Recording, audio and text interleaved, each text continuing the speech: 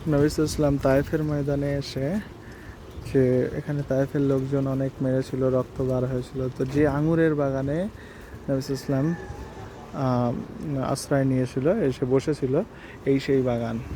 হ্যাঁ, এই সেই বাগান। এখানে আমরা ঢুকেছি।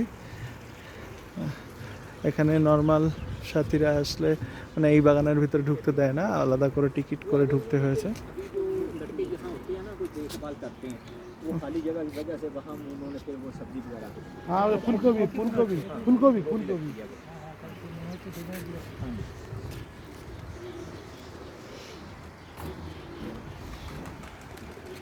ये पूरा बाग था। ये पूरा बाग है। अच्छा, ये अंगूरों का ही बाग है। अंगूरों का। अभी भी यहाँ पर अंगूर हैं, मतलब है कि इस इलाके में अभी भी हाँ। अंगूर जो है ना वो पाए जाते हैं। हाँ, और क्या उसको कहते हैं, अनार पाए जाते हैं। अनार बाग। हाँ जी बिल्कुल। अंजीर पाई जाती है। अच्छा, अंजीर। हाँ, ये अंजीर को फल वगैरह लगता है, हम्म, खजूर को फल लगता है। এগুলো হচ্ছে আঞ্জিরের গাছ। আঞ্জির যে ফলটা আছে, আঞ্জির গাছ।